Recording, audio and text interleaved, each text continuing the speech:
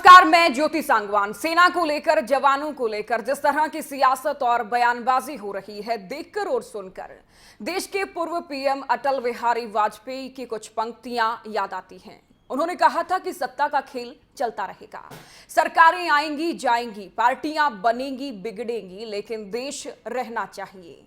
इस देश का लोकतंत्र रहना चाहिए। लेकिन आज की स्थिति बिल्कुल अलग है। जी हां, बंगाल के प्रसिद्ध लेखक पार्था चटर्जी ने अपने लेख में सेना प्रमुख बिपिन रावत की तुलना ब्रिटिश जनरल डायर से की और मामले में विवाद शुरू हो गया।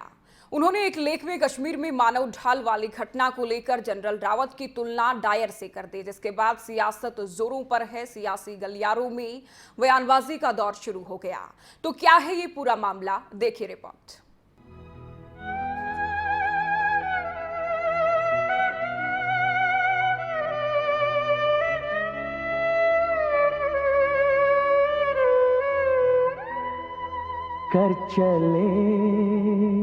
कर चले हम फिदा जाने तन साथियों, अब तुम्हारे हवाले वतन साथियों।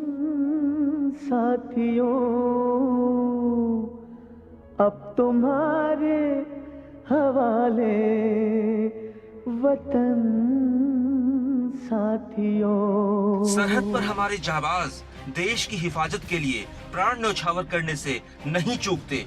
हम जब चैन की नींद सो रहे होते हैं तो हमारे जवान तपती गर्मियों से लेकर खून जमा देने वाली सर्दियों में भी सरहद की हिफाजत कर रहे होते हैं। अपने घरों से दूर बॉर्डर पर हमारे वीर दिन रात डटे रहते हैं। कभी आतंकी घुसपैठियों से निपटने की चुनौती, तो कभी पड़ोसी मुल्क पाकिस्तान की गोलाबारी। हमारे जाबाज दुश्मन को उसी की जुबान में औकात दिखाने का मादा रखते हैं। मुल्क में सेना उन गिनी चुनी संस्थाओं में शुमार है जिसकी इज्जत हर भारतवासी दिल से करता है। लेकिन अफसोस कि आज उसी सेना को लेकर सियासत का बेशर्म सिलसिला शुरू हो गया है। मामला शुरू हुआ था पश्चिम बंगाल के जाने माने लेखक पार्थ चटर्जी के विवादित लेख से। पार्थ चटर्जी ने अपने लेख में कश्मीर की घटना को लेकर सवाल उठाए थे। ये घटना हाल की है, जिसमें सेना का एक अफसर एक पत्थरबाज को जीप की बोनट पर रखकर घुमाता है। इस अफसर की तारीफ तमाम देशभक्तों ने की, लेकिन पार्थ चटर्जी ने इसी मसले पर तिल का ताड़ बनाते हुए आर्मी चीफ रावत की तुलना जलियांवाला बाग के विलेन जनरल डायर से कर दी। ये बेहद सनसनीखेज है। सोचिए, ऐसे बयानों से सेना के मनोबल पर कितना बुरा असर पड़ सकता है। विवाद शुरू हुआ तो सफाई भी आ गई। I just required a bite that you have compared the army chief with General Dyer. I have nothing to say. I have written what I have written. No, Okay. I mean I just want to know that whether under what. Have you read the article? Yeah, I have read that. Well, that's all I have to say. Thank So you stick to your version? I am not changing anything at all. Okay. So sir, what circumstance? देर आए दुरुस्त आए, ये कहावत पुरानी है। लेकिन इस मामले में पहला सवाल ये है कि क्या सच में इस देश में किसी को भी सेना पर ऐसी गैर जिम्मेदाराना बयानबाजी का हक है? मामला इतना संवेदनशील हो तो राजनीतिक प्रतिक्रियाओं का दौर भी शुरू हो गया। ऐसा कोई डिफेक्टिव पीस ही सोच सकता है। जनरल डायर के साथ आज के आर्मी चीफ को कंपेयर करना, ये हेडलेस आदमी का काम है। जनरल डायर ने जो किया था वो मानवता के विरुद्ध एक अपराध था, और आर्मी चीफ जो कर रहे हैं वो मानवता को बचाने के लिए कर रहे हैं। इसलिए दोनों में कोई सिमिलैरिटी नहीं है। I do not approve this kind of a comparison. Indian Army's action, Indian Army General's action is compared to that of General Dyer is very, very unfair and uncharitable. And India's action should not be compared, and it should not have a comparison between them also. And I think this comparison is very much inappropriate. देखिए, इसके पीछे है कि पार्था जी के द्वारा लिखी गई चीज़ जिसमें उन्होंने तुलना की थी, और उस तुलना के साथ हम में से कोई भी सहमत नहीं है। प्रकाश करात साहब ने क्या कहा, असल में एक अपॉलिटिकल हमारी आर्मी रही। मुझे दुख इस बात का है कि हम किस दिशा में जा रहे हैं इस मुल्क को लेकर के। कश्मीरी जनता व्यथित है, लेकिन जनरल डायर से उसकी तुलना करना कश्मीर का भारत के साथ जो रिश्ता है उसी को समाप्त करना है। मैं ऐसे प्रयोगों की निंदा करता हूँ। राजनीतिक दलों की प्रतिक्रिया बेशक आई, लेकिन सवाल फिर भी बरकरार रह गया कि ऐसे हालात बनाए ही क्यों जाएं जिसमें कोई भी सेना पर सवाल उठा दे। लोकतंत्र में सवाल पूछने का हक हर किसी को होता है। सवाल सरकारों से पूछिए ना, रोकता कौन है? लेकिन कम से कम सेना जैसी संस्था पर तो किसी को भी अपनी राजनीतिक विचारधारा थोपने का हक नहीं है। याद रखिए, हमारी सेना की गौरवशाली परंपरा रही है। तो प्लीज पार्थ चटर्जी साहब, अपनी पॉलिटिक्स कहीं और रखिए, सेना पर थोपने की कोशिश नहीं कीजिए। ब्यूरो रिपोर्ट, खबरें अभी तक। तो सेना पर सवाल क्यों और सेना पर सियासत क्यों, इसको लेकर चर्चा करेंगे। लेफ्टिनेंट कर्नल है मेरे साथ दिनेश नैन, जो चर्चा में शामिल हैं। नैन साहब, स्वागत है आपका।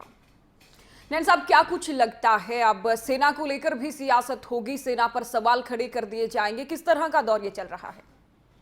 देखिए, हमें देखकर ये बहुत दुख हो रहा है कि इस देश की सियासत इस देश के एक ब्रह्मास्त्र के साथ में खेल खेल रही है। बिल्कुल। सेना देश का सबसे आखिरी हथियार होता है, किसी भी देश का, और उसके ऊपर सब देशवासियों को गर्व होता है। ना तो आज तक ऐसा देखा गया कि किसी भी देश में किसी सेना को राजनीति के साथ में जोड़ दिया गया हो। अभी सेना अच्छा करे तो कोई एक राजनीतिक पार्टी उसकी अच्छाई पे अपना नंबर बनाने आगे आती है, और कोई बुरा करे या ना करे तो भी उसको बुरा बनाने की कोशिश की जाती है ताकि हम लाइट में आ जाएं। अब ये खेल सत्ता और पैसे का दो पार्टी पक्षों के बीच का होता है। मैं मानता हूं या हम मानते हैं कि इस देश के अंदर कोई भी राजनीतिक पार्टी देशद्रोही नहीं है, कोई देशद्रोही होना भी नहीं चाहिए। परंतु जिस प्रकार से ये अपनी इस सेना के साथ खिलवाड़ कर रहे हैं, ये देश हित के अंदर अच्छा नहीं है। आज पार्थ चटर्जी ने एक लेख लिखा, उसके बाद केरला के मुखर्जी साहब ने अपने गुगई को लेकर के एक अपनी ही टैक्टिकल व्याख्या दे दी, लड़ाई के अंदर क्या हुआ क्या नहीं हुआ। अतुल अंजान जी आते हैं, वो जनरल हमारे चीफ के ऊपर स्टेटमेंट देना शुरू कर देते हैं। करात साहब आते हैं, वो चीफ की तुलना जो है वो जनरल डायर के साथ में करना शुरू कर देते हैं। इधर ये कर रहे हैं तो दूसरी तरफ देखिए बीजेपी क्या कर रही है। हम सर्जिकल स्ट्राइक करके आते हैं तो पोस्टर लगा देते हैं। बिल्कुल। हम कुछ काम करते हैं तो बोले सेना बहुत अच्छा कर रही है। भाई, सेना को आपसे सर्टिफिकेट चाहिए क्या? सेना इस देश की हमेशा से अच्छी रही है, ठीक रही है। गिन लीजिएगा, 1948 आपको कश्मीर बचा के दिया, 1962 कम वर्दी के अंदर चाइना से लड़े, 1965 हाजीपुर पास और लाहौर तक पहुंचा करके देश का झंडा लेके पहुंच गए, 1971 बांग्लादेश बना के दे दिया, श्रीलंका के अंदर शांति सेना में लड़ने के लिए चले गए। उसके पश्चात में आप कश्मीर में देखिए कब से हम लड़ रहे हैं, 1990 से देश के लिए। उसके पश्चात कुएं में कोई गिर जाता है तो हम पहुंच जाते हैं। हर जगह पे सेना ने इस देश का मान बना के रखा है कि हमें किसी का सर्टिफिकेट नहीं चाहिए। हम ये चाहते हैं कृपया करके आप इस गंदी राजनीति के अंदर इस सेना को ना लेके आए। बिल्कुल। साथ ही इस बयान के साथ साथ चर्चा करेंगे कि मानव ढाल बनाकर जो इस्तेमाल किया गया, मेजर एल गोगोई की बात कर लें, उसको लेकर भी राजनीति हुई, उसको लेकर भी सवाल खड़े किए गए। देखिए, मैं एक चीज ये बताना चाहूंगा कि देश के सामने या जनरल पब्लिक के सामने सेना अपनी टैक्टिकल किस तरीके से अपना पूरा वो बनाती है, प्लान बनाती है, उसकी व्याख्या नहीं की जा सकती। रही बात गुगई की, मेजर गुगई जो थे, उन्होंने उस समय पे जब देखा कि सब चारों तरफ से लोगों को घेर लिया गया है और पत्थरबाजों ने 800-900 पत्थरबाज वहां हैं, तो या तो वो गोली चलाने के आदेश देंगे तो कुछ जाने जाएंगी, और या फिर क्या दिमाग लगाया जाए कि ये लोग भी ना मारे जाए और सब कुछ सुधर जाए। तो उन्होंने जो पत्थरबाजी कर रहे थे एक भाई, उसको जीप के आगे बिठा के बाकियों को रोका कि भाई वो मारेंगे पत्थर तो आपके आदमी को लगेगा, और उधर से निकल गए। अब इसको ह्यूमन राइट्स का एंगल दे दिया गया। मैं पूछना चाहता हूं कुछ लोगों से, जब टेररिस्ट कश्मीर के अंदर अगर किसी घर के अंदर घुस जाते हैं और उस घर में दूसरे लोग भी रह रहे हैं, तो उस पर क्या सेना गोली चलाए या कोई टैक्टिकल मूव करे जिससे हमारे देशवासी बच जाएं और हम सिर्फ उग्रवादियों को मारे? तो उस समय भी हम कुछ ऐसा करते हैं, किसी पड़ोसी की मदद लेते हैं और जाकर के उसके अंदर कुछ आईडी रखनी होती है, रखते हैं। वो हमारी अपनी टैक्टिक्स है, कोई मानव अधिकार का उल्लंघन नहीं है। तो इन सब चीजों के अंदर ये पार्थ साहब को कुछ पता तो है नहीं कि देश का आगे बॉर्डर पे हो क्या रहा है। मैं तो ये कहना चाहूंगा मैडम इन सभी राजनीतिकों को कंपलसरी किया जाए, 3 साल कम से कम सेना में काट के आए, बिल्कुल। तो ही जाकर के एमएलए एमपी के इलेक्शन लड़ पाएंगे। मैं समझता हूं उसके बाद ये बोलने की जरूरत ही नहीं पड़ेगी। बोलने की जरूरत नहीं पड़ेगी। साथ ही नैन साहब, जो सेना प्रमुख ने कहा कि पत्थरबाज पत्थर ना फेंके, हथियारों का इस्तेमाल करें तो हम भी जवाब दे पाएंगे, इसकी भी निंदा की गई चटर्जी की तरफ से, क्या कहेंगे? देखिए, उनका कहना था कि अगर कोई हथियार लेके हमसे लड़े तो हम कह भी सकते हैं भाई दुश्मन है जी। पत्थर लेके 8-8 साल के बच्चे, 12-12 साल के बच्चों को इस्तेमाल किया जा रहा है कुछ देशद्रोहियों की प्लानिंग के तहत। अब बताइए, उन बच्चों को 7 से 8 हजार रुपए महीने के दिए जा रहे हैं जी। 18 से 19 साल के बच्चों को 14 से 15 हजार रुपए दिए जा रहे हैं, बाकी सुविधाएं दी जाती हैं। एक पत्थर फेंकोगे इतने पैसे मिलेंगे, एक धंधा बना के रख दिया वहां पे। अब उससे हम कैसे लड़ें? हमारे ही बच्चे हैं, हमारे जो है देशवासी हैं, तो कोई कुछ तो हमें दिमाग लगाना पड़ेगा ना, जिससे कि हमारे आदमियों को नुकसान भी ना हो और हम अपना काम जो है वो भी सही प्रकार से कर पाए। साथ ही अभिव्यक्ति की आजादी है कि कोई भी इंसान बोल सकता है, अभिव्यक्ति की आजादी उसे दी गई है, तो सेना प्रमुख की तुलना जनरल डायर के साथ कर देना, यहां रोक कैसे लगे? देखिए, बहुत शर्मनाक है जी। अब मैं समझता हूं कि हमारे देश की सेना के किसी भी सर्वोच्च अधिकारी जिसके ऊपर बहुत बड़ा दायित्व है इस देश की रक्षा का, उसके बारे में ऐसी ओछी टिप्पणी करना उन व्यक्तियों को खुद सोचना चाहिए। अगर उनको थोड़ा बहुत फीलिंग होगा तो वो इस बारे में जरूर सोचेंगे। जहां तक हमारा सवाल है इस बारे में सेना का, देखिए, हम बहुत कुछ सहन कर रहे हैं जी। अलग अलग पार्टियों ने 1973 के अंदर कांग्रेस ने हमारा, हालांकि हमने बांग्लादेश बना के दिया, तो कांग्रेस पार्टी ने हमारा पूरा स्टेटस नीचे कर दिया, पेंशन 70% से उठा के 40% कर दिया। अभी बीजेपी ने रेवाड़ी के अंदर जो हमारे प्रधानमंत्री जी हैं, इन्होंने सेना के बारे में कहा था ये कर देंगे वो कर देंगे, ना 1 रैंक पेंशन ढंग से दिया, और 7वें वेतन आयोग में मैडम फिर हमारे स्टेटस को, रुतबे को कम कर दिया। हर जगह हर पॉलिटिकल पार्टी इस सेना के रुतबे को कम करने में क्यों लगी हुई है? अरे बैठो इकट्ठे, ये सेना जो है आपके देश की धरोहर है, ये मेरी नहीं है, आपकी नहीं है, ये देश की है, देशवासियों की है। इसकी गरिमा को थोड़ी सी भी आंच मत आने दो तो ये देश की सरहदों की सुरक्षा इतने अच्छे से करेगी कि आपको सरहद के बारे में सोचने की जरूरत भी नहीं पड़ेगी। जी। साथ ही नैन साहब, अगर सर्जिकल स्ट्राइक की बात कर ले, उसके बाद ये दौर कहीं ना कहीं शुरू हुआ, साक्ष्य मांगे गए, सबूत मांगे गए, बीजेपी ने अलग तरह की बातें की, विपक्षी दलों ने अलग तरह की बातें कही, उस पर क्या कहेंगे? देखिए, सर्जिकल स्ट्राइक यस हमने किया, पर यह पहली बार नहीं हुआ। कुछ छोटे लेवल पे, बड़े लेवल पे, लाइन ऑफ कंट्रोल के ऊपर आमने सामने 200 मीटर पे बैठे हैं, कुछ वो करते हैं तो कुछ हम करते हैं। अभी सेना ने थोड़ा आक्रामक रुख अपना लिया है। जैसे आपने देखा होगा पीछे कि अगर वो एक गोली चलाते हैं तो हम बंकर उड़ा देते हैं, तो हम लोगों ने उनको संदेश देने की कोशिश की है कि शांति से रहो। परंतु मुझे यह समझ में नहीं आ रहा कब से सेना के ये चीजें इतनी सार्वजनिक करने का काम शुरू हो गया। ये एक नया फैशन फैशन बन गया। मैं तो मीडिया से भी रिक्वेस्ट करूंगा, ये आपके देश की सेना है, इसको जितने कम से कम आप एक्सपोज करो। लेकिन माफ कीजिए, आपको बीच में मैं रोकूंगी। सेना खुद से जारी करती है वीडियो, उसमें फिर मीडिया पर सवाल खड़े किए जाएं या सरकार से जवाबदेही सरकार की वहां बने। मैं उस एक्शन को भी ठीक नहीं मानता जी। मैं उस एक्शन को भी ठीक नहीं मानता। हो सकता है गलती मान सकता हूं, नहीं करनी चाहिए, क्योंकि देश की सुरक्षा हम सबके अपने निजी फायदों से कहीं ज्यादा ऊपर है, कहीं ज्यादा ऊपर है। मैं आप लोगों से मैं सिर्फ एक बात यहां कहना चाहूंगा, ये जो राजनीतिक पार्टियां सेना को लेकर के अपने नंबर बना रही हैं, एक तो इनसे हाथ जोड़ के प्रार्थना इसको तुरंत बंद कर दिया जाए। दूसरा, इसके अंदर जरूरत है कि हम कैसे कोई कानून बनाए कि कोई भी देश की सेना के बारे में इस तरह की टिप्पणी सार्वजनिक तरीके से करने से पहले 10 बार सोचे 10 बार सोचे कि मैं करूं और गलत हो गया और कहीं पे इसकी गरिमा कम हो गई तो मुझे लेने के देने पड़ेगा, भुगतान करना पड़ेगा उसको। तीसरा, ये जो राजनीतिक पार्टियां हैं, ये अपने सत्ता और पैसे के लिए 70 साल हो गए, ना तो इस देश का कोई बहुत बड़ा चमत्कार हुआ जी, बिल्कुल, ना इस देश का उद्धार हुआ, तो कुछ तो मैडम करना पड़ेगा ना। तो उसके लिए क्या कर सकते हैं? जो मेरे ज्ञान में आता है कि 2012 में अपने अन्ना हजारे जी ने एक चिट्ठी मनमोहन जी को लिखी थी, उसमें उन्होंने एक व्याख्या की है कि ऐसी जो पार्टी पक्ष हैं, इनको ऐसे खत्म करना तो मुश्किल है। लोकसभा में या राज्यसभा के अंदर तो ये कोई कानून लाने वाले हैं नहीं पार्टी पक्ष खत्म करने के लिए, तो क्यों ना राज्यसभा संसद, लोकसभा संसद, विधानसभा संसद हो या ग्राम सभा संसद, इनसे बड़ी संसद एक संसद है, उसका नाम है जनसभा।